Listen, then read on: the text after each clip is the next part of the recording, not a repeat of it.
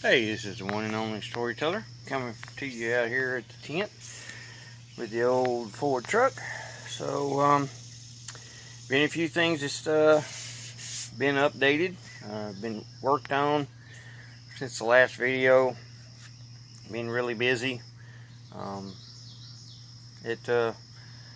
we do have a lot of things done though. We do have the truck ready to go. A few touch-ups here or there. It's smooth as glass. I don't know if you can get that the same kind of glare I am, but it's pretty smooth. So we've got half of it. We got half of it taped up, and everything is done. A few episodes ago, if you recall, I made a decision to put another coat of sealer, not sealer but primer, on the fenders and the hood. And boy, am I glad that I did. Because we ran into a little bit of a problem. When I was blocking this out again, we ran into a problem. Right here, I have pictures of it, which I'll put in the video. There's a dent right here about the size of an egg. And I have absolutely no idea how it got there, when it got there, or anything about it. I just know when I blocked it out, it came right up. You can tell now if you can get the glare just right. It's not there anymore. It's as slick as glass. So, I don't know how it got there. But we're finally, I fixed the dent. There's, like I said, it's right in here. And we're ready to go now. I had to do a little bit of sanding right here. But other than that, we're good to go. The paint turned out terrific, as you will see from the pictures. We have it all taped up. I bought this little plastic piece from plastic cover, tarp, whatever you want to call it, drop cloth, from Dollar Tree. You don't have to be expensive in this world.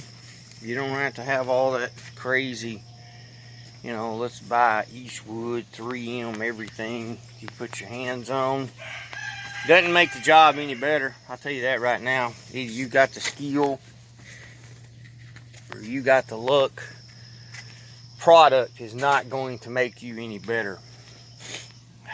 And y'all people you're probably going to disagree with that, but I'll give you an example. If a man can take an old Sears and Roebuck 22 rifle, you know, an old Winchester 30-06, things of this nature, an old Sears spray gun. If a man is good enough and knows how to use it and has the skill to use it, you can give him a Bliss, you know, you can give him a Barrett, you know, you can give him a Ruger. It ain't gonna make a difference. Either the man can shoot or the man can't. Product is not going to help him skill shoot. Okay? Either he has the fundamentals to paint, body work, engine building, painting, pinstriping, mechanical. Either you have what needs to be possessed to do that job, or you don't. Buying snap-on tools is not going to make you any better than the guy with Craftsman's if you don't have the skill in order to use them correctly. Education can help. Practice can help, of course. Picking up an old gun, it doesn't shoot straight.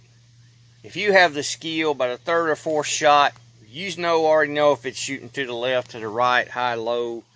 You already know.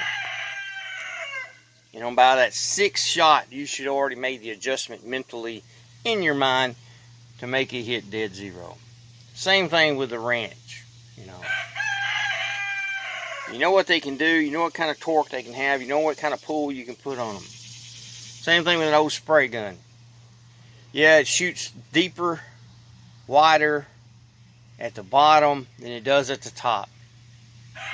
You have to make adjustments. You have to be mindful, skillful to make those adjustments. It's not about all this high-priced material, high-priced, all this high-priced materials that you buy. It's like, I will show you before I paint the doors and the fenders. I use $100 gallon clear. It's just as good as you can tell. It's just as good, folks, as a $200 gallon of Glamour. Okay? It shot as good, it laid as good, it looks as good, and it's going to last as good because it has a hard surface, hard potential. So you're throwing $100 away. Okay? It doesn't matter to you who have the money. That's fine and dandy. You throw it all away. And we all end up in a nursing home and in the ground anyway. So it doesn't matter if you got a dime left over or $1 million. We all going to the same place. So all I am saying is you don't have to wear Nikes to win a race. Okay? You don't have to have a Rollins football to win a football game. Okay? You don't have to.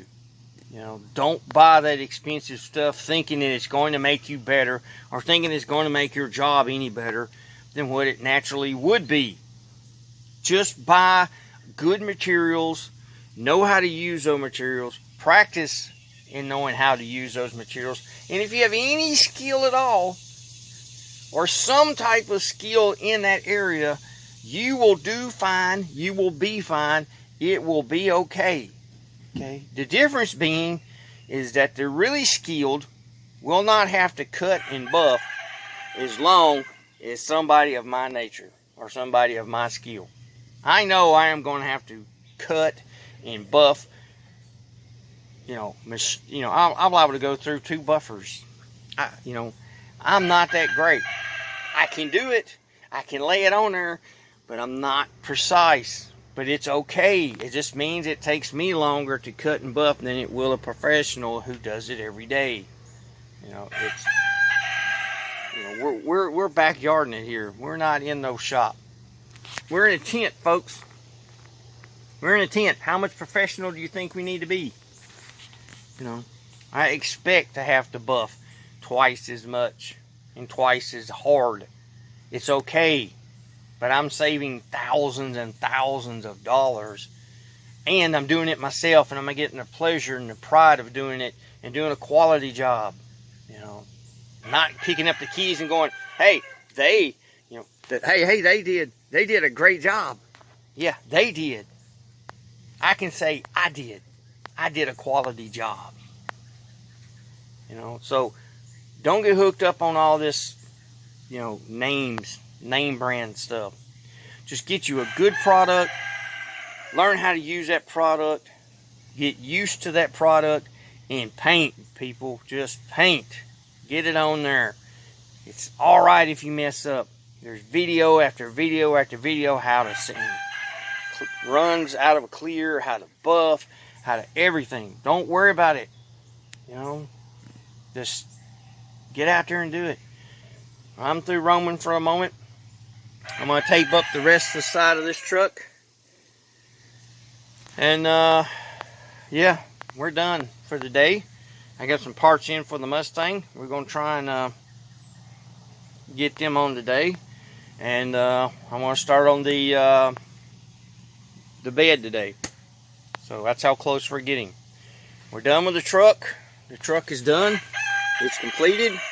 it's done. It likes a few instrument panel, glove box latch, putting the windows back in it, putting the side markers in it, the grill in it, the grill shell, and that's it, folks. We're done. The truck's done. I'll take the old wheels off. I'll sand polish them. It'll take about a day to sand and polish them. I'll clear them, and then the next day I'll have the new tires put on there. And this part of the truck will be completely done. It'll be waiting on the bed then. Second time today. I'm fixing to call it quits here in a minute. I've got the truck finished as far as taping up. As you can tell, we are taped up, and we are getting to the point I need to call the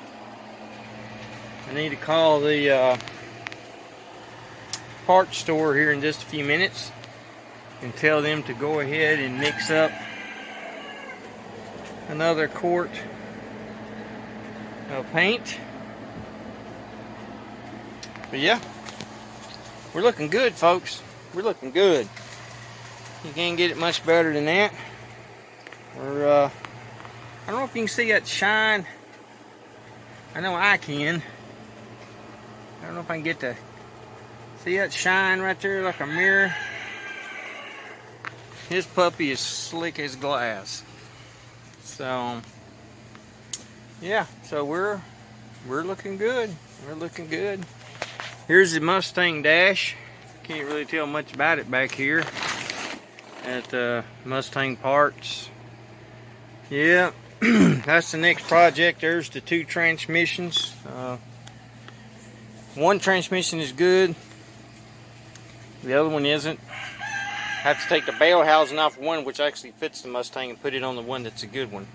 So that works out. Just takes a little time. So yeah, we're looking good. That rooster will not stop crowing when I get on the video. He just wants to be heard. So, but yeah, we're good. I can't wait. I will not spray tomorrow. Tomorrow being Friday, I will not spray tomorrow. I'm going to wait till Monday. I'm going to wait till Monday to spray. Everybody will be back at work. It ain't supposed to rain till Tuesday, which is fine. So yeah, the dent's fine. Yeah, my finger's still messed up. You know what if anybody got an idea out there what you can do about a dislocated finger? It's kind of jammed up. I can't really do much with it. You know, life is just life. You know, you can't always have the best. Yeah, I got a haircut. If you haven't noticed it since the first video, went and got a haircut. I got an interview this afternoon for a position in Alaska, and then I have one tomorrow for a position in my little small town, in the next little small town over. So we'll see how that goes. If I go to Alaska, that's one reason why I'm trying my best to get this project done, get it painted. I'm going to put it all back together. And that way, all I like is the bed. I was making fun of my wife. I said, you know what? If you wind up going to Alaska, you know what? I can take the bed.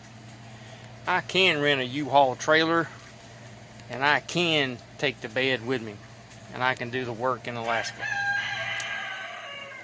And then when I get it done, I can just haul it back here.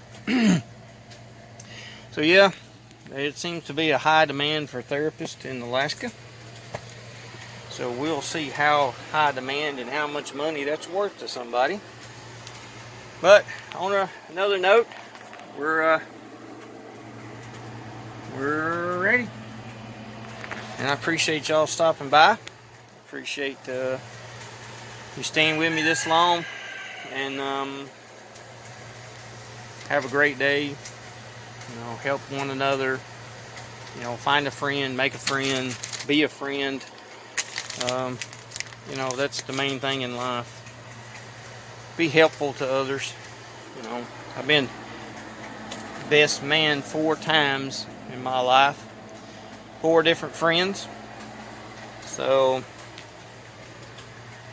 I'm not saying that I'm a great person, because I'm not. I've done a lot of things in my life I'm not proud of. And a lot of things in my life, when it's over, that I have to stand and be ashamed to have done. But that's another story, and that's another time. Just leave a comment, ring the bell, subscribe. If you leave a comment, you leave a positive one last. Don't leave somebody in a negative thought pattern. And we'll be seeing you. Thanks.